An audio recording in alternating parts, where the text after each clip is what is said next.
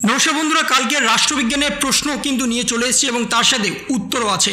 এমসিকিউর ক্ষেত্রে কিন্তু আপনাদের উত্তর করে দেওয়া হয়েছে যাতে আপনাদের লাস্ট মোমেন্টে উত্তর খুঁজতে না হয়, কারণ কালকে রাষ্ট্রবিজ্ঞান পরীক্ষা রাত পোহালেই আপনাদের পরীক্ষা এবং উচ্চ মাধ্যমিক পরীক্ষা প্রায় শেষ হতে চলেছে। এখানে রাষ্ট্রবিজ্ঞানের যে কোনো এমসিকিউ আছে 24 নম্বরের এমসিকিউ থাকবে, এসিকিউ থাকবে 16 নম্বরের এবং আপনাদের এলকিউ থাকবে 40 নম্বরের। টোটাল হচ্ছে 80 নাম্বার। আপনাদের এমসিকিউ এবং এসিকিউ করলেই কিন্তু 40 নাম্বার। এবং এখানে যা যে এমসিকিউ আছে সেই এমসিকিউগুলো কিন্তু সবকটা উত্তরের জায়গায় হাইলাইট করে দেওয়া হয়েছে, অর্থাৎ বোল্ড করে দেওয়া হয়েছে। আপনারা কিন্তু উত্তরগুলো দেখতেই পাচ্ছেন কোনগুলো বোল্ড করে দেওয়া হয়েছে, সেগুলোই কিন্তু উত্তর আছে আপনাদের। তাই উত্তর কিন্তু আপনাদের নতুনভাবে আর খুঁজতে হবে না।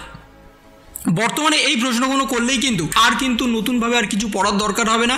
এই প্রশ্নগুলোই কিন্তু আগামী দিনে আসতে চলেছে। তাই নতুনভাবে যদি আপনারা পড়তে যান বা নতুন কোনো সাজেশন করতে যান তাহলেও কিন্তু আপনাদের সময় যাবে। তাই ঝটপট এই প্রশ্নগুলো একবার স্ক্রিনশট নিয়ে নেবেন এবং আগামীকাল কিন্তু আপনাদের সরাসরি রাষ্ট্রবিজ্ঞান পরীক্ষা বা পল সায়েন্স পরীক্ষা খুবই অসাধারণ হবে। দ্বিতীয় মহাযুদ্ধের সমাপ্তি কবে ঘটে তার অ্যান্সার কিন্তু দিয়ে দেওয়া হয়েছে। ন্যাটো গঠিত হয় কার উদ্যোগে তার কিন্তু অ্যান্সার দিয়ে দেওয়া হয়েছে। সমস্ত ক্ষেত্রে কিন্তু এখানে অ্যান্সার আছে। অ্যান্সারগুলো ভালো করে দেখতে থাকুন এবং যা যা কোশ্চেন আছে সেগুলো কিন্তু একবার দেখবেন, তাহলে কিন্তু আপনাদের কালকের পরীক্ষাটা খুবই ভালো হবে। বর্তমানে এই প্রশ্নের বাইরে কিন্তু কোনো প্রশ্ন আসবে না এবং এই প্রশ্নগুলো করলেই কিন্তু আপনাদের 100% কমন চলে আসবে। তাই বর্তমানে ঝটপট এই প্রশ্নগুলো একবার স্ক্রিনশট নিয়ে নেবেন। তার সাথে কিন্তু এসিকিউ আছে, কিন্তু এসিকিউর উত্তরগুলো করার সময় হয়নি, তাই ঝটপট করে এমসিকিউগুলি কিন্তু শুধু আপনাদের জন্য করে রাখা হয়েছে। বাকি যে এসিকিউ আছে সেগুলো কিন্তু আপনাদের নিজে থেকে একবার দেখে নিতে হবে এবং এসিকিউর অ্যান্সার কিন্তু খুবই সোজা।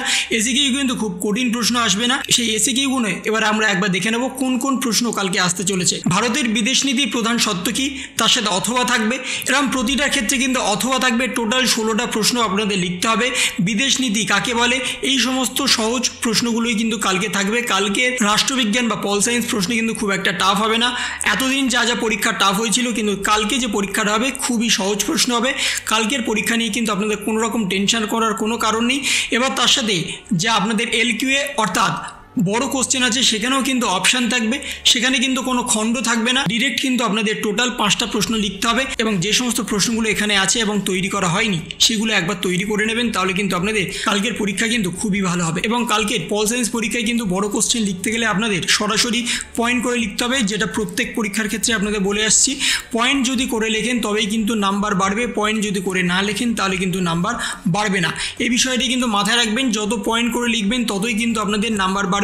পয়েন্ট যদি না করেন তাহলে কিন্তু নাম্বার অনেকটাই কমে যেতে পারে। এবং খাতা পরিষ্কার পরিচ্ছন্ন এবং তার সাথে এমসিকিউ এবং এসিকিউ যে আলাদা পার্ট করে দেওয়া হয়েছে সেই আলাদা পার্টেই কিন্তু আপনাদের লিখতে হবে এবং তার সাথে যে এমসিকিউ আছে সেই এমসিকিউর উত্তরগুলো একবার দেখে নেবেন, তার সাথে প্রশ্নগুলোও কিন্তু একবার স্ক্রিনশট নিয়ে নেবেন, তাহলে কিন্তু আপনাদের সুবিধা হবে কালকের পরীক্ষার জন্য। নতুনভাবে কিন্তু আপনাদের আর কোনো উত্তর তৈরি করতে হবে না, এখানে সমস্ত উত্তর কিন্তু দিয়ে দেওয়া হয়েছে।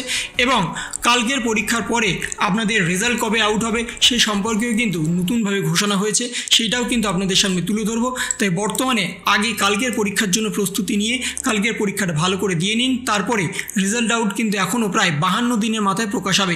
সে 52 দিনে প্রকাশ হওয়ার জন্য যে ডেডলাইন দিয়ে দেওয়া হয়েছে সেই ডেডলাইন সম্পর্কেও আপনাদের জানাবো, কিন্তু আগে আপনারা এমসিকিউগুলো ভালো করে দেখে নেবেন এবং স্ক্রিনশট নিয়ে নিন।